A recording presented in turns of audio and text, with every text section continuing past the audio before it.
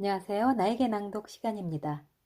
오늘은 흐름출판 라이언 홀리데이 지음 김보람 옮김 잠재력을 깨우는 단 하나의 열쇠 스틸리스 책입니다. 오늘은 산책의 이유 챕터를 낭독합니다. 코펜하겐 시민들은 거의 매일 오후만 되면 쇠렌 키르케로그가 이상하게 거리를 걷고 있는 풍경을 볼 수 있었다. 성미가 고약한 이 철학자는 아침이면 스탠딩 책상에서 글을 쓰고 정오 무렵이면 어김없이 분주한 도심 거리로 향했다. 그는 신기하게 생긴 최신식 보도를 걸었다. 도심 공원을 가로질러 걸었고 훗날 그가 묻힌 아시스텐스 묘지로 통하는 길을 따라 걸었다. 도시의 장벽을 지나 시골길을 걷기도 했다. 키르케고르는 똑바로 걷는 법을 모르는 것 같았다. 항상 그늘로만 걸으려고 해서 무단 횡단으로 길을 건넜고 이쪽 저쪽 지그재그로 걸어갔다. 그러다가 몸이 지치거나 고민하던 문제의 해결 방안이 떠오르거나 좋은 아이디어가 떠오르면 곧장 집으로 돌아가 남은 하루 동안 글을 썼다. 걸어다니는 키르케고르의 모습을 본 코펜하겐 시민들은 그가 돌아다니는 일 자체가 굉장히 의외라고 생각했다. 최소한 그의 글에 비친 키르케고르는 집 밖으로는 나오지도 않을 것처럼 너무나도 신경질적인 사람이었기 때문이다. 사람들 생각이 틀린 것도 아니었다. 그러나 키르케고르에게 걷기란 철학적 탐구를 하면서 받는 스트레스와 좌절감을 해소하는 방법이었다. 그는 침대에 누워서만 지내다가 결국 우울증까지 얻은 형수에게 편지를 보내며 걷기의 중요성을 강조했다. 1947년에 보낸 편지에는 이렇게 썼다. 무엇보다도 걸어야겠다는 마음을 잃지 마십시오. 저는 하루하루 더 건강해지기 위해 걸었고 또 걸으면서 갖가지 질병으로부터 벗어났습니다. 저는 최고의 아이디어를 얻기 위해 걸었습니다. 걷기를 통해 벗어나지 못할 만큼 무거운 생각은 어디에도 없습니다. 키르케고르는 움직임 없이 가만히 있기만 하는 것이 질병의 온상과도 같다고 믿었다. 반대로 걷는 활동을 거의 신성시했는데 철학자인 그의 탐구의식에 마중물을 붓는 것처럼 걷는 일은 그의 머리를 비웠고 영혼을 맑게 해주었다. 그는 인생은 길이니 우리는 반드시 걸어야 한다 라고 즐겨 말했다. 키르케고르는 특히 걷기에 관한 글을 매우 설득력 있게 썼는데 놀랍게도 걷기에 헌신한 사람이나 걷기의 이점을 찬양한 사람이 그 혼자만이 아니었다. 니체는 짜라투스트라는 이렇게 말했다의 아이디어를 긴 산책 중에 얻었다고 말했다. 발명가 니콜라 테슬라는 1882년 부다페스트의 도심 공원을 산책하다가 역대 가장 중대한 과학적 발견으로 꼽히는 회전 자개의 원리를 발견했다. 어니스트 헤밍웨이는 파리에 살던 시절 글을 쓰다 막히거나 생각을 정리해야겠다 싶을 때면 늘 부둣가를 따라 긴 산책을 했다. 찰스 다인의 하루 일과에는 여러 차례의 산책이 끼어 있었으며 이는 스티브 잡스, 심리학자 아모스 트버스키, 그리고 훗날 아모스와 여유롭게 산책하고 있을 때 머리가 가장 잘 돌아갔다라고 말한 심리학자이자 경제학자인 데니얼 커너먼도 마찬가지였다. 커너먼은 자신의 두뇌를 가동시키는 것이 다름 아닌 신체적 활동이라고 했다. 마틴 루터 킹 주니어가 크로조 신학대학교의 학생이었던 시절 그는 자연과학 교감하기 위해 매일 1시간씩 교정에 있는 숲을 거닐렀다. 윌트 히트먼과 율리시스 그랜트는 각각 정신을 맑게 하고 뚜렷하게 사고할 수 있도록 워싱턴 주변을 거닐다가 서로 마주치는 일이 잦았다고 했다. 어쩌면 휴트먼의 나 자신의 노래라는 시의 한 구절이 바로 그 경험에서 비롯됐을지도 모른다. 수심에 찬 생각을 할 때의 환희를 아시나요?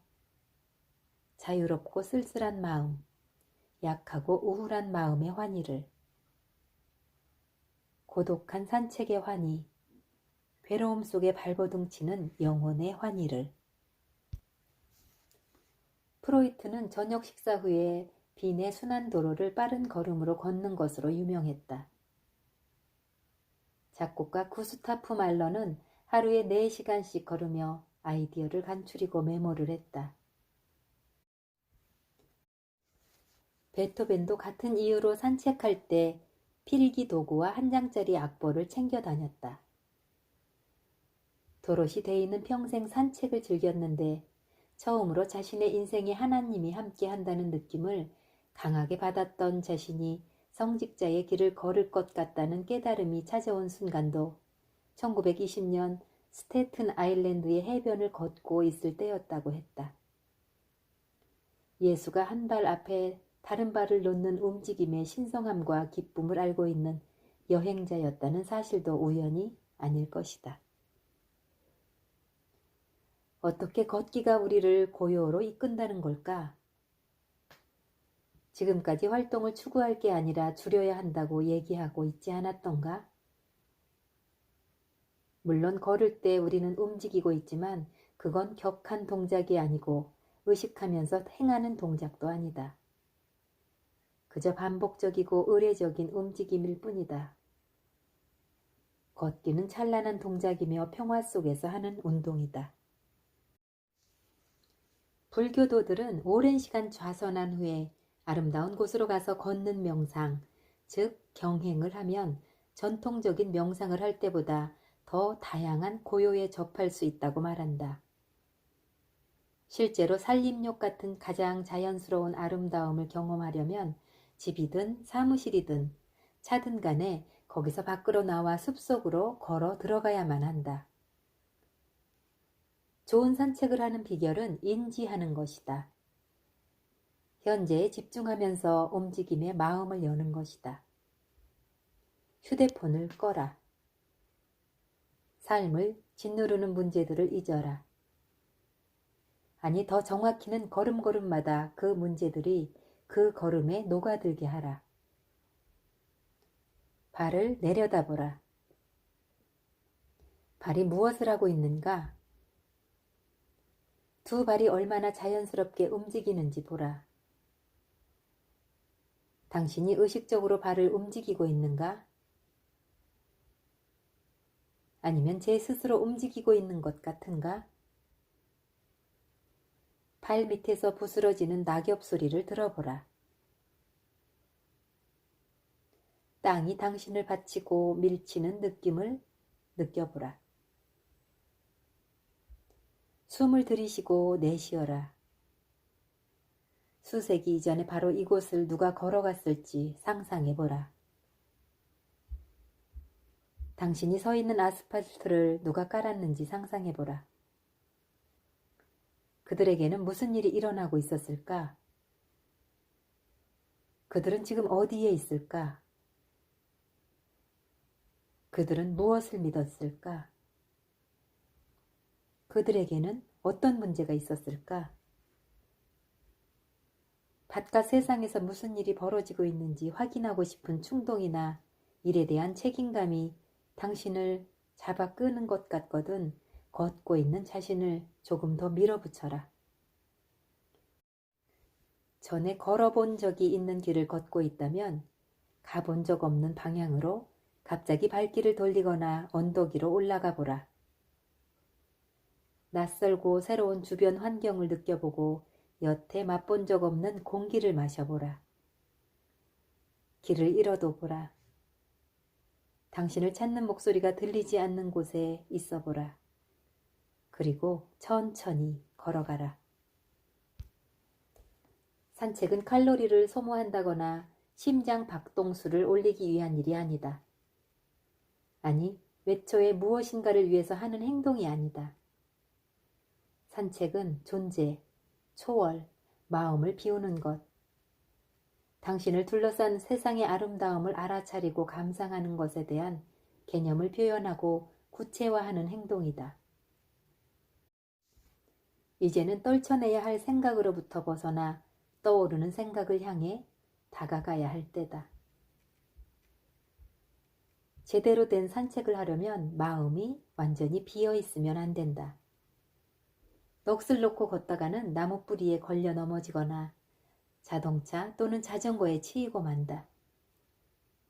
요점은 전통적인 명상처럼 마음에 있는 모든 생각을 밀어내는 게 아니다. 반대로 주변에 무엇이 있는지 보는 것이 중요하다. 이렇게 하고 있는 동안 마음은 활동하고 있지만 여전히 고요한 상태이다. 제대로만 한다면 이는 다른 방식의 생각이 되고 더욱 건강한 방식의 생각이 된다. 뉴멕시코 하일랜드 대학의 연구팀은 우리가 걷고 있을 때 뇌에 공급되는 혈액량이 증가한다는 사실을 발견했다. 스탠포드의 연구원들은 사람들이 걷는 동안 또는 걷고 난 이후에 창의적 사고와 확산적 사고를 측정하는 시험에서 더 좋은 성적을 낸다는 사실을 발견했다. 듀크 대학교 연구진은 키르케고르가 형수에게 말했던 것처럼 산책이 우울증을 앓고 있는 일부 환자들에게 효과적인 치료법이 될 수 있다는 사실을 발견했다. 시인 윌리엄 워즈워스는 일평생 29만 킬로미터나 걸었다. 그것은 5살 때부터 평균적으로 하루에 10km씩 걸어야 채울 수 있는 거리이다. 그는 영국 외곽에 있는 그레미스미어 호수 주변이나 그곳에서 멀지 않는 라이덜 워터 주변을 거닐며 대부분의 작품을 썼다. 이렇게 긴 산책을 하다가 시상이 떠오르면 언제쯤 그걸 종이에 옮겨 적을 수 있을지 몰랐기 때문에 문장을 계속해서 중얼거렸다. 그의 전기 작가들은 이런 궁금증을 품었다. 그의 사상에 영감을 준 것은 풍경이었을까? 아니면 산책이었을까? 산책을 통해 돌파구를 찾은 경험이 있는 사람이라면 이 두 가지 힘이 동등하게 그리고 마법처럼 효과를 발휘한다는 사실을 알 것이다. 삶의 아름다움과 좋은 점을 찾고 싶다면 우리도 밖으로 나가 주변을 걸어 다니는 게 온당하다. 우리 의식의 깊숙한 부분을 열고 더 높은 수준의 정신에 접근하고 싶다면 몸을 움직이고 혈액이 순환하도록 해야 한다. 일상에서 마주치는 갖가지 스트레스와 곤경은 우리를 쓰러뜨릴 수 있다. 컴퓨터 앞에만 앉아 있다 보면 우리는 하나를 닫으면 또 하나 열리는 온갖 정보 속에 사로잡힌다. 거기에 앉아 그 모든 것을 흡수해야 할까? 그저 견디고 앉아서 걷잡을 수 없이 욕지기가 심해지도록 내버려둬야 할까? 아니다. 그렇다면 자리를 박차고 일어나 청소 같은 일이나 남에게 시비 거는 것처럼 일종의 카타르시스를 느끼게 하는 다른 일을 찾아야 할까? 그 역시 아니다. 결코 그런 일을 해서는 안 된다. 우리는 단지 걸어야 한다. 키르케고르는 자신이 절망과 좌절, 그의 말맞다나 병적인 상태로 집에서 쫓기듯이 나왔던 그 어느 아침에 관한 이야기를 들려준다. 1시간 반 가까이 걷고 난 뒤에 그는 마침내 마음의 평화를 찾고 거의 집 근처까지 돌아왔다. 그런데 집 앞에서 우연히 마주친 한 신사가 그에게 온갖 문제를 짓거리며 퍼부어댔다. 우리 인생은 왜 항상 이런 식일까? 하지만 괜찮다. 그는 이렇게 말했다. 내가 할 일은 단 하나뿐이었다.